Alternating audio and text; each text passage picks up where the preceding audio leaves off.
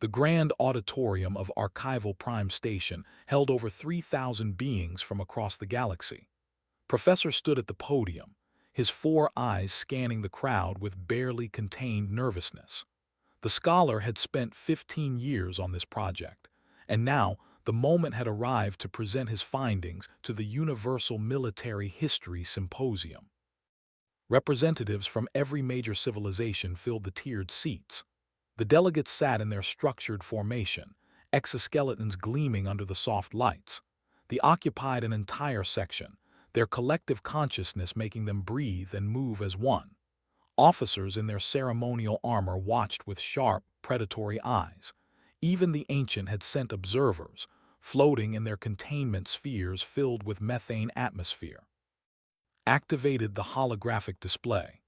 Numbers and charts materialized in the air above the stage, visible from every angle in the auditorium.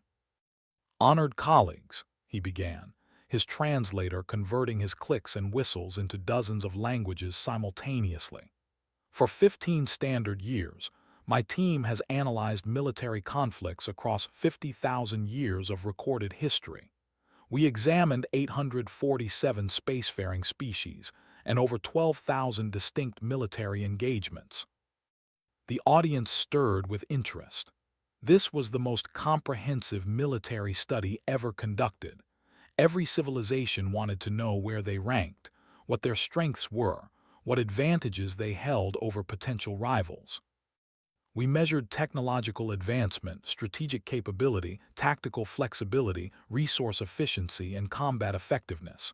We analyzed victory rates, adaptation speed, and operational sustainability." Paused, his breathing holes fluttering with anxiety. The results were unexpected. A new hologram appeared, showing a ranked list of species. The hierarchy sat at position 7, the collective at position 4, the alliance at position 12. At position 1, a name that made the entire auditorium erupt in confused murmurs: humanity.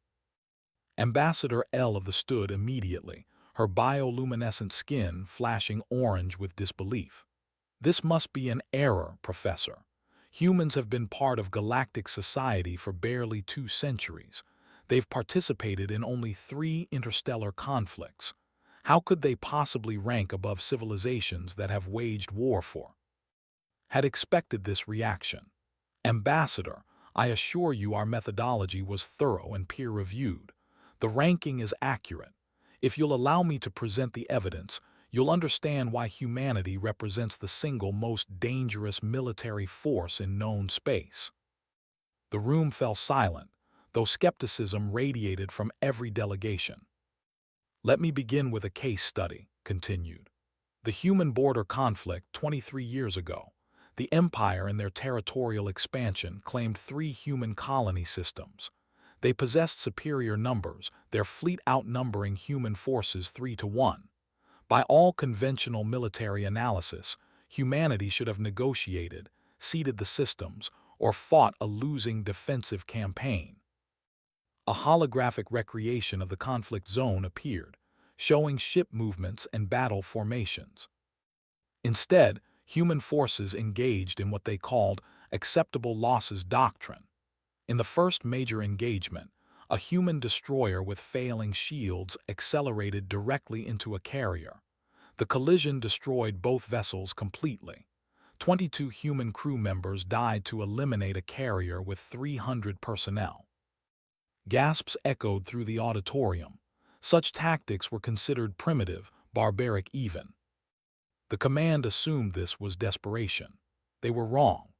Over the next 4 months, human forces deliberately sacrificed 17 ships in similar attacks. They calculated that trading 1 ship for a larger enemy vessel was mathematically advantageous. They had never encountered an enemy that treated their own casualties as an acceptable resource to be spent.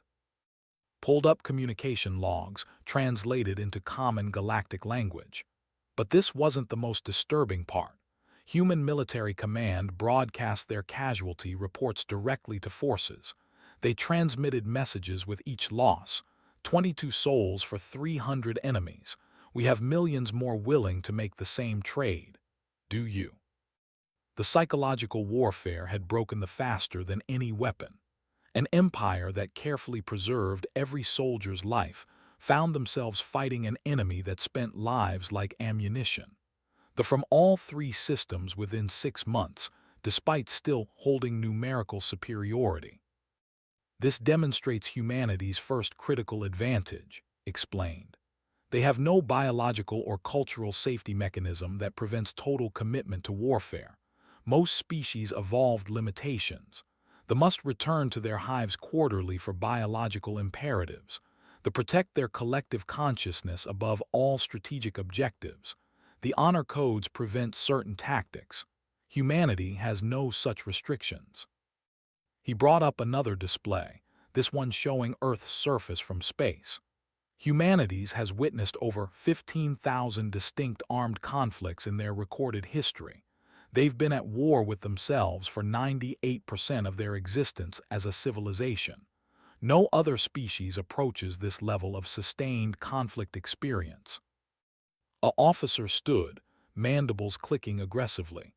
Experience in primitive warfare means nothing against modern military doctrine. Our forces train for decades in tactical academies. Our strategies are mathematically optimized. Which brings me to my second case study, replied, the insurgency.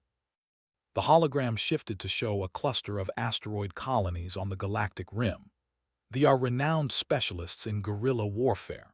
For 3,000 years, they've raided neighboring territories using hit-and-run tactics, hidden bases, and asymmetric engagement.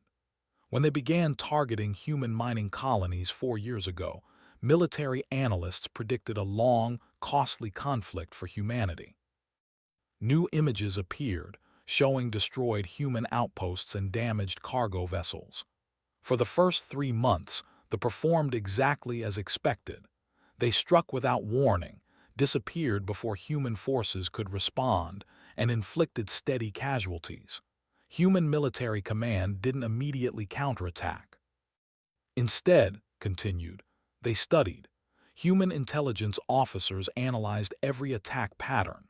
They reviewed their own historical database of guerrilla warfare, drawing on conflicts from across 10,000 years of human military history. Then they began their response. The holographic timeline accelerated, showing a sudden shift in the conflict. Human forces implemented style tactics, but enhanced with techniques from dozens of human historical insurgencies. They established hidden bases in controlled territory using methods from something humans called the Vietnam War. They used propaganda and psychological operations from their Cold War.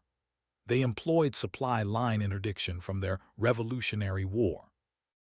They combined all of this with modern technology they had never seen adapted to guerrilla operations. The display showed forces in full retreat. Within 11 months, they sued for peace.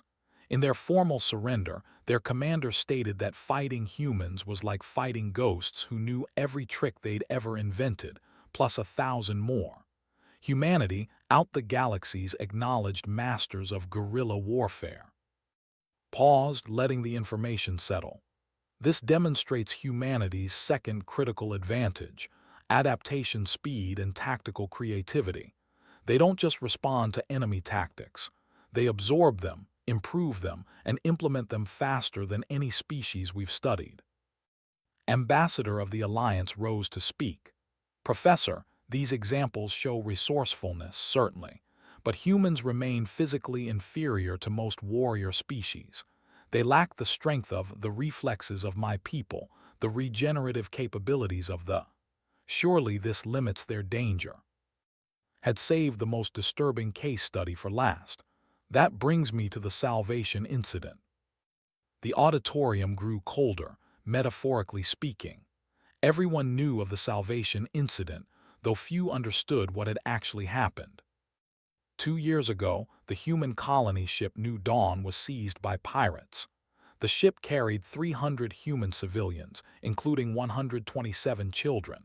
The transmitted ransom demands, believing they held an unbeatable position. Human civilian lives as hostages, standard procedure for negotiation.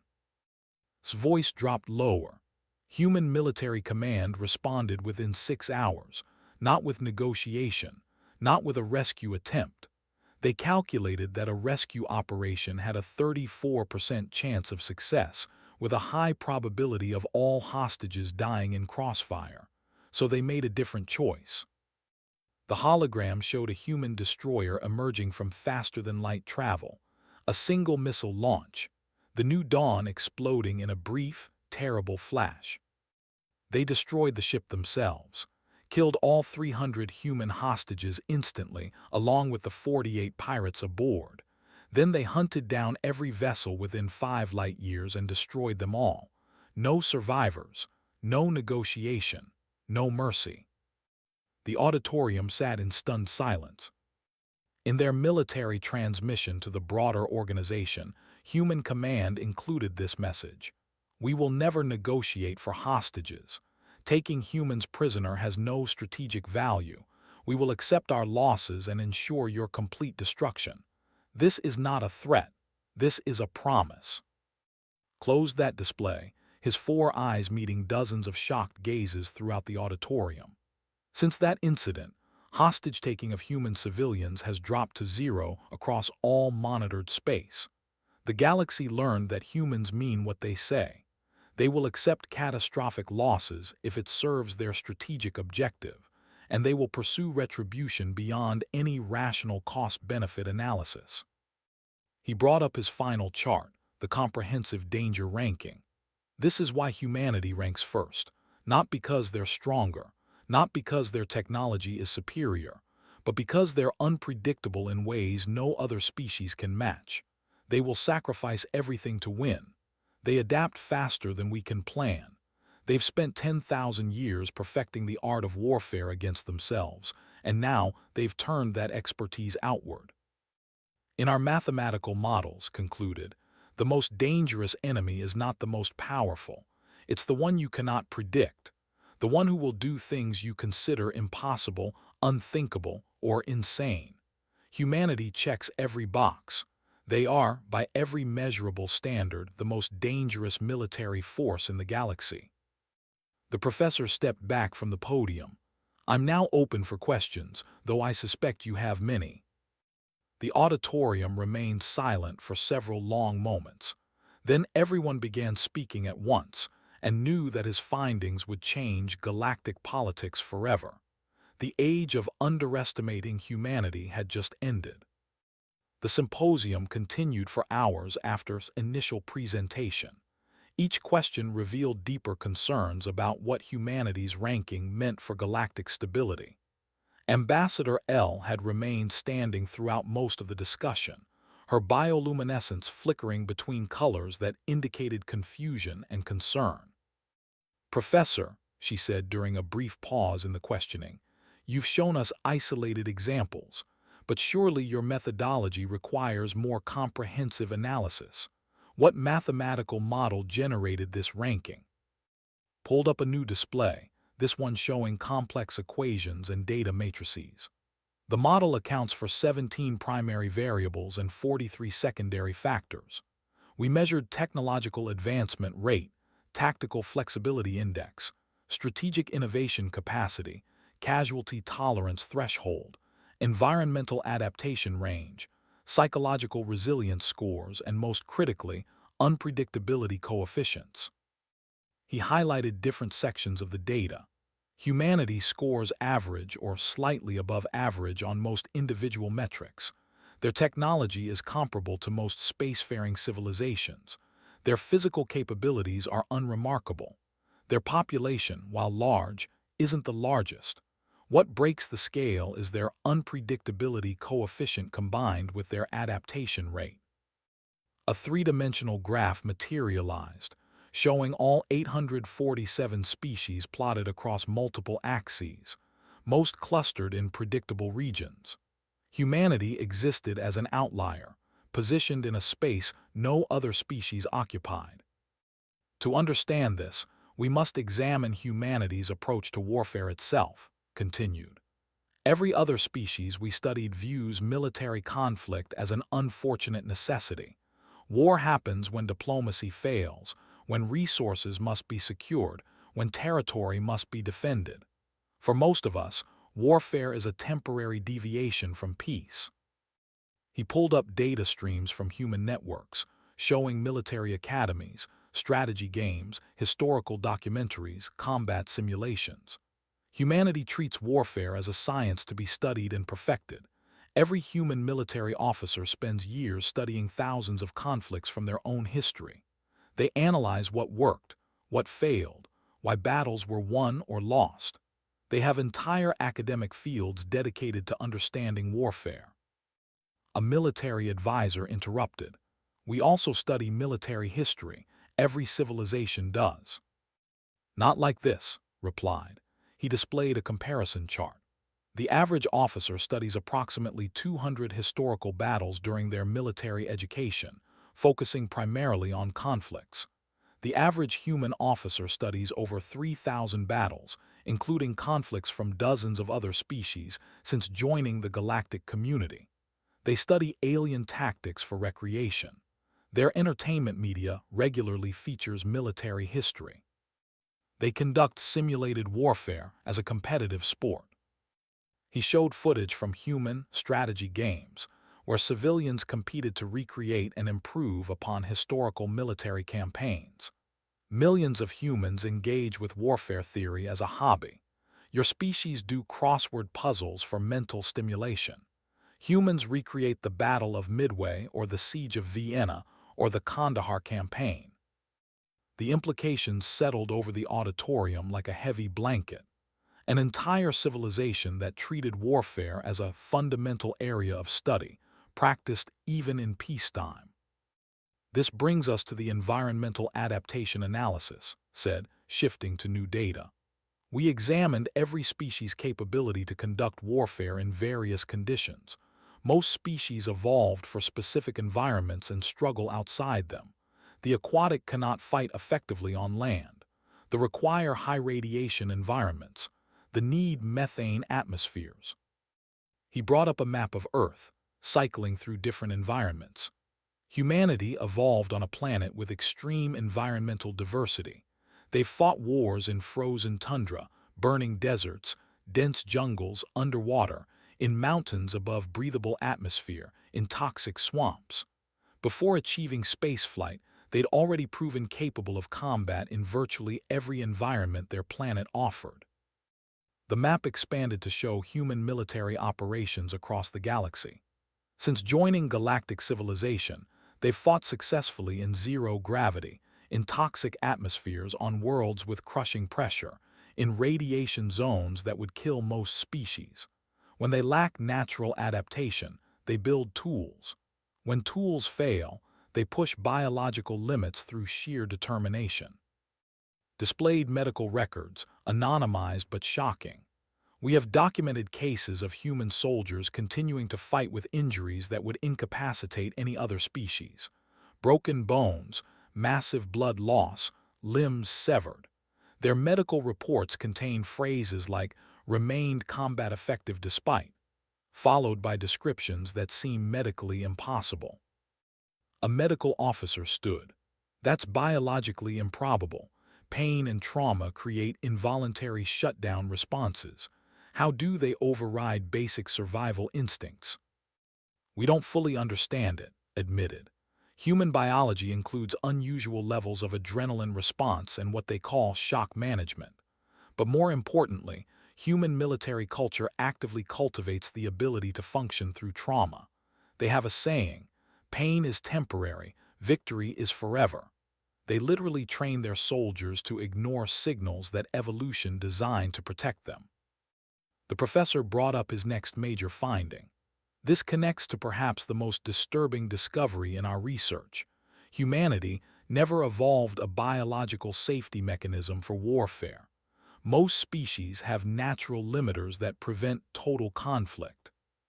He displayed biological charts for various species. They must return to their hives for reproductive cycles, creating natural truces. They prioritize collective consciousness preservation over any military objective, limiting acceptable casualties. They enter dormancy during certain stellar conditions. The biology requires them to avoid sustained high-stress scenarios. Every species has something that creates natural boundaries on warfare intensity. The human biological chart appeared, notably lacking such mechanisms. Humanity has no such limiters, no biological imperative that forces them to pause warfare, no preservation instinct that overrides military objectives. They can, theoretically, engage in sustained total warfare indefinitely. Combined with their population's psychological profile, added, this creates a uniquely dangerous combination. Humanity's most successful civilizations have been those that most effectively organized for warfare. Their dominant political systems, their economic structures, their social hierarchies all evolved in environments of constant military pressure. He showed historical timelines of human civilization. The Roman Empire, the Mongol horde, the British Empire, the American military-industrial complex, the Chinese dynasty cycles. Every major human civilization achieved dominance through military capability, then exported that capability to maintain dominance. Warfare isn't an aberration in human development. It's a primary driver. A voice from the back of the auditorium cut through the murmurs. "Professor, if I may." All eyes turned to see a human standing in the observation section. She wore the simple uniform of the Terran Diplomatic Corps, and her presence had apparently gone unnoticed until now. Captain Sarah descended the steps toward the main floor, moving with a calm confidence that suddenly seemed more significant given the presentation's context. "Of course," Captain said, "I believe your perspective would be valuable." Reached the speaking floor and turned to face the assembly. "Everything Professor has presented is accurate. I've reviewed his methodology and data. His conclusions are sound. Humanity is, by these metrics, the most dangerous military force in known space." She paused, letting that confirmation hang in the air. "But I think it's important to add context that pure data analysis might miss. Yes, humanity has fought over 15,000 wars on our. Yes, we've developed warfare into a science. Yes, we'll accept catastrophic casualties to achieve victory. But here's what the numbers don't fully capture. We're terrified of ourselves." That statement created confused reactions throughout the auditorium. Continued, "Humans know what we're capable of. We've documented it exhaustively. We've created entire philosophical movements trying to understand why we're so good at killing each other. We've developed complex ethical systems attempting to limit our own destructive potential." She gestured to the holographic Earth still rotating in the display. "That planet has been devastated by our wars. We've invented weapons so terrible we've collectively agreed never to use them again. We've created famines through warfare. We've committed genocides. We've reduced entire civilizations to ash, and we remember all of it." When humanity made first contact with galactic civilization 200 years ago, said, "It wasn't just an exciting discovery. It was a hope. A hope that exposure to other species, to different ways of thinking, might help us transcend our violent nature. We desperately wanted to learn that our approach to conflict wasn't universal, wasn't inevitable." She looked directly at, "The professor's research confirms our worst fear about ourselves. We're not normal. Our capacity for warfare isn't typical. We are, in fact, as dangerous as we worried we might be." Turned back to the assembly. "But here's what I want you to understand. The humanity you've encountered in galactic society is humanity trying to be better. We've spent 2 centuries carefully managing our integration, consciously restraining our more aggressive impulses, actively working to become the peaceful species we wish we were." She pulled up a new chart on her personal data device, transmitting it to the main display. It showed human military spending over the past 2 centuries. Since joining the galactic community, human military expenditure as a percentage of our GDP has dropped by 60%. Our standing armies have decreased by half. We've redirected resources toward diplomacy, cultural exchange, and scientific cooperation. This is humanity on our best behavior. The implications of that statement rippled through the auditorium. If humanity's current state represented them restrained, what would they be like unleashed? I'm not trying to threaten anyone, clarified quickly. I'm explaining that we're aware of what we are. We've made a conscious choice to pursue peace because we know the alternative. We've seen what total human warfare looks like, and we don't want to be that species anymore. Ambassador L spoke up, her tone more thoughtful than confrontational now. Captain, are you saying humanity is actively suppressing its military nature? Not suppressing, corrected. Redirecting. Human competitiveness, our drive to excel, our refusal to accept limitations, these traits aren't going away. But they don't have to manifest as warfare. We're channeling them into science, art, exploration, sports, economic competition. We're proving to ourselves that we can be more than warriors. She smiled slightly.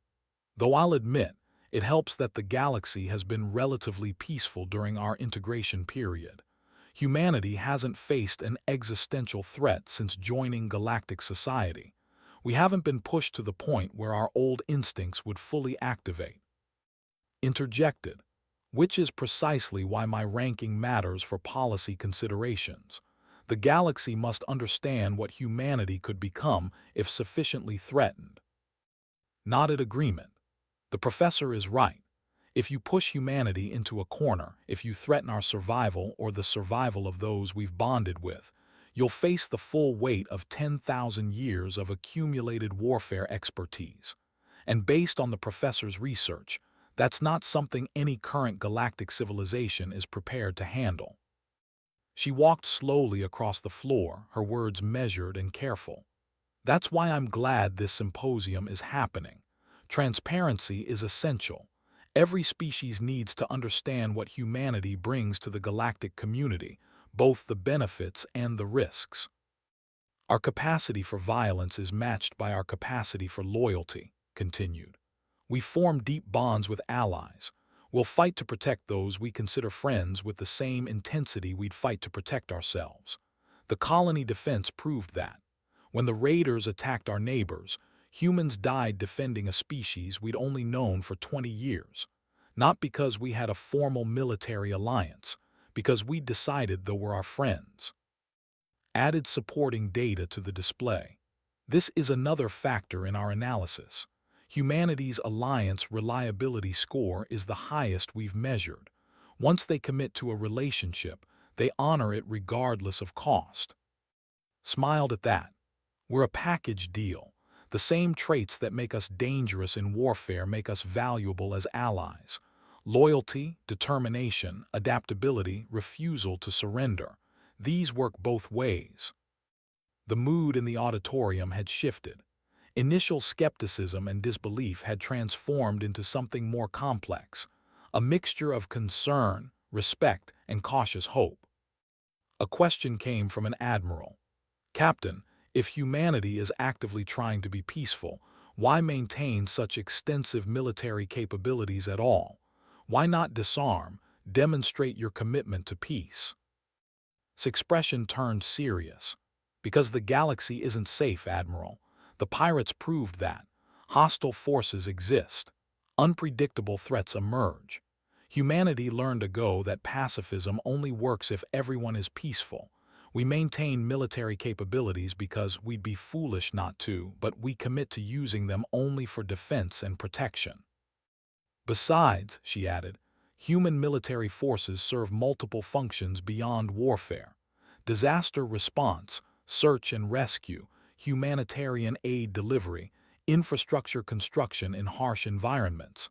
Our military structure is optimized for rapid deployment and resource management.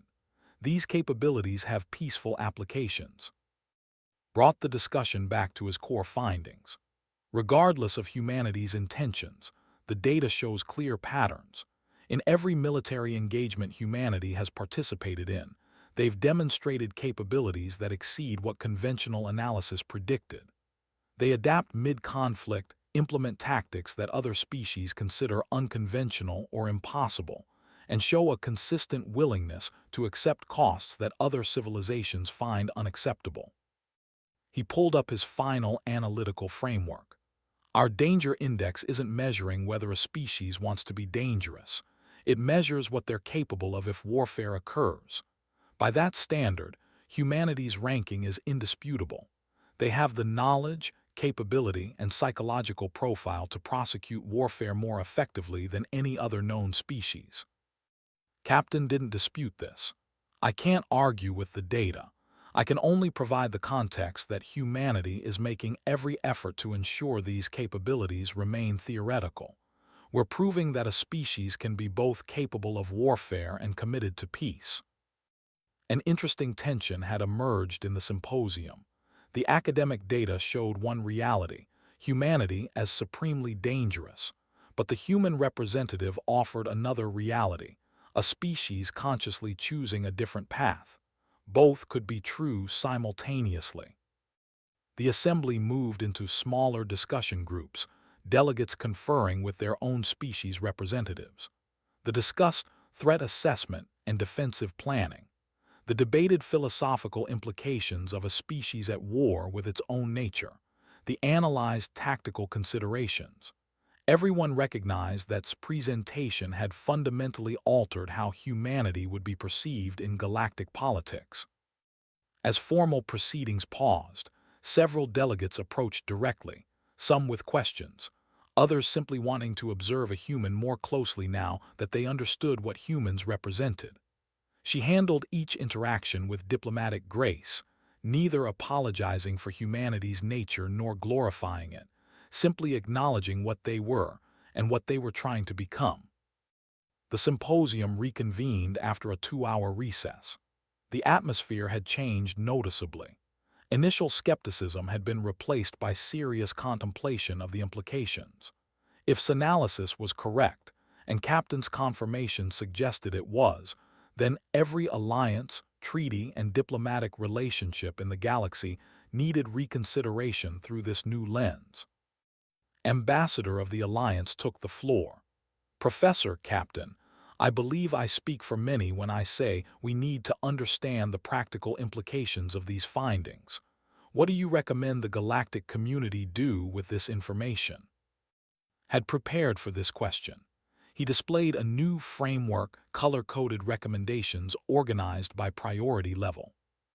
First and most important, he began, never provoke humanity into total warfare. Every conflict we've studied involving humans has been a limited engagement where they were constrained by political considerations, ethical guidelines, or strategic objectives that allowed for measured responses. No species has faced humanity's full military capability since they achieved spaceflight. He highlighted several data points. The human conflict was limited by human political pressure to minimize casualties and end the war quickly. The insurgency was constrained by human rules of engagement that still attempted to distinguish between combatants and civilians. Even the retaliation, brutal as it seemed, targeted only active pirate vessels and avoided civilian populations. But the data from human history shows what total warfare looks like for them, continued grimly. When humans fight for survival, when they perceive an existential threat, all constraints vanish. They've historically reduced enemy civilizations to rubble, poisoned environments to deny resources, and pursued warfare to absolute conclusion regardless of cost. Captain stood again, her presence requested by. The professor is describing something we call total war. It's happened several times in human history, and we're not proud of it. When humans believe they're fighting for survival, when defeat means extinction or enslavement, we become utterly ruthless. She pulled up historical images from Earth, carefully selected to illustrate without glorifying. Cities reduced to ruins, landscapes by weapons. These are from our most devastating conflicts: World War I, World War II, the resource wars, conflicts where humans believed their entire way of life was at stake. The casualties were measured in tens of millions. The destruction was almost incomprehensible. And these were humans fighting humans, added quietly. We understood each other, shared psychological frameworks, had cultural common ground. we still produced this level of devastation. Against a truly alien enemy, where no such understanding exists, the potential for escalation would be even greater. The auditorium absorbed this sobering assessment. Continued with his recommendations. Second, maintain strong diplomatic and cultural ties with humanity. This isn't merely strategic advice. It's essential for galactic stability. Human psychology places enormous value on relationships. They form powerful emotional bonds with other species, and these bonds significantly influence their behavior. He showed data on human diplomatic patterns. Humans are more likely to use military force to defend friends than to pursue their own territorial ambitions. They've demonstrated this repeatedly. The colony defense cost human lives without providing any direct benefit to human interests. They fought purely because they'd formed a friendship with the people. Ambassador L interjected. So you're saying we should essentially befriend humanity to prevent them from becoming hostile? I'm saying that human loyalty is a powerful force that can be aligned with galactic stability, clarified. But it must be genuine. Humans are extremely adept at detecting deception and manipulation. False friendship would backfire catastrophically. However, authentic relationships with humanity create strong allies who will commit significant resources to mutual defense. Captain nodded. That's accurate. Humanity values trust enormously. Betray that trust, and you create an enemy who will remember for generations. Honor that trust, and you gain an ally who will stand with you even when it's costly to do so. Move to his third recommendation. Encourage human integration into galactic scientific, cultural, and economic institutions. Captain mentioned that humanity is redirecting its competitive drives toward non-military pursuits. This should be actively supported.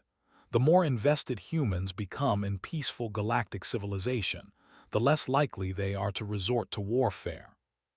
He displayed graphs showing human participation in various galactic institutions. Over the past 2 centuries, human involvement in scientific research has increased dramatically. They're contributing innovations in multiple fields. They're enthusiastic participants in cultural exchanges. They're significant economic partners. Every connection they form, every investment they make in peaceful interaction, reinforces their commitment to avoiding warfare. This isn't manipulation, emphasized. It's creating conditions where humanity's best impulses are rewarded and their worst impulses remain unnecessary. Humans don't want to be warriors. They want to be explorers, scientists, artists, traders. Give them opportunities to excel in these areas and warfare becomes less appealing. A strategic advisor spoke up. Professor, your recommendations seem to focus on preventing human aggression. But what about defensive considerations? Should we prepare for the possibility of human warfare regardless of diplomatic efforts? His expression turned grave. That's a difficult question. Preparing for war with humanity could create the very threat you're trying to prevent. Human psychology is extremely sensitive to perceived threats. If they believe other species are preparing to attack them, their defensive instincts will activate, potentially creating a self-fulfilling prophecy. However, he continued, prudent defense planning isn't the same as aggressive preparation. Ensuring your military forces are trained, your systems are defended, your alliances are strong, these are responsible actions that humans would understand and respect. It's the difference between maintaining security and plotting aggression. Captain added her perspective. Humans respect strength and preparation. We don't see defensive capabilities as threatening. But if we detect offensive weapons being positioned against human space, if we see attack fleets being assembled, if we intercept communications planning strikes against human worlds, we will respond preemptively. Our history taught us that waiting for an enemy to strike first can be fatal. She looked around the auditorium. That's not a threat. It's information you need to prevent misunderstandings. Humanity has experienced surprise attacks that caused catastrophic casualties. Pearl Harbor, September 11th, the Mumbai incident. We learned from these tragedies. We watch for threats constantly, and we maintain first-strike capabilities to neutralize dangers before they materialize. The frankness of her statement created uncomfortable silence. The implication was clear. Humanity would launch preemptive strikes if they perceived sufficient threat, and their intelligence capabilities were apparently sophisticated enough to detect such threats. Move to his fourth recommendation. Understand that humanity's greatest strength and greatest danger stems from the same source. They refuse to accept that anything is impossible. When humans encounter an obstacle, their instinctive response is to ask, "How do I overcome this?" Not, "Should I attempt this?" He displayed examples from human exploration and scientific achievement. Humans have solved problems other species considered impossible. They've developed technologies that conventional wisdom said couldn't work. They've adapted to environments that should be uninhabitable. They approach every challenge with the assumption that a solution exists if they're creative enough to find it. In warfare, this mindset is particularly dangerous, explained. Where other species accept battlefield realities and adjust strategies accordingly, humans look for ways to change the realities themselves. They'll develop new weapons mid-conflict, implement tactics that textbooks say won't work, and pursue strategies that seem insane until they succeed. He showed tactical analyses from the insurgency. Conventional guerrilla warfare doctrine says you can't out-guerrilla a specialist guerrilla force in their own territory. Humans ignored this conventional wisdom, studied the problem, and found a solution. They didn't accept the limitation. They transcended it. Captain smiled slightly. It's a cultural thing. We teach our children that limits are challenges to overcome. We celebrate people who accomplish supposedly impossible tasks. Our heroes are often people who refuse to accept that something couldn't be done. This applies to warfare, she continued. If you tell a human commander that a particular objective is impossible to achieve, they'll likely interpret that as a challenge. They'll look for unconventional approaches, creative solutions, or ways to change the fundamental assumptions that made the objective seem impossible. Ambassador leaned forward. Captain, are you saying humans are inherently insubordinate to strategic doctrine? I'm saying we're inherently creative problem solvers who distrust conventional wisdom when it conflicts with what we need to accomplish, replied diplomatically. Yes, this sometimes means human forces do things that military textbooks say they shouldn't do, but it also means we find solutions that textbooks never considered. Brought up his final major point. The most concerning aspect of our analysis is the unpredictability factor. In warfare, predictability allows for planning, for counters, for strategic positioning. An enemy whose actions you can reliably forecast is an enemy you can defeat, given sufficient resources. He highlighted the unpredictability coefficients in his data. Humanity's actions in warfare are extremely difficult to predict. They'll pursue strategies that seem counterproductive until suddenly they're not. They'll sacrifice valuable assets for no apparent reason, then reveal that the sacrifice achieved some non-obvious objective. They'll make decisions that appear irrational from conventional military analysis, but prove devastatingly effective. This stems from their tendency to think multidimensionally, explained. Where most species optimize for clear metrics like casualty ratios, territorial control, or resource efficiency, humans optimize for complex, interconnected objectives that include psychological impact, long-term strategic positioning, technological development opportunities, and political consequences.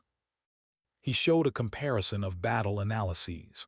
When the plan and operation, they optimize for maximum efficiency with minimum casualties, predictable and effective. When humans plan an operation, they consider dozens of factors simultaneously, immediate tactical objectives, long-term strategic.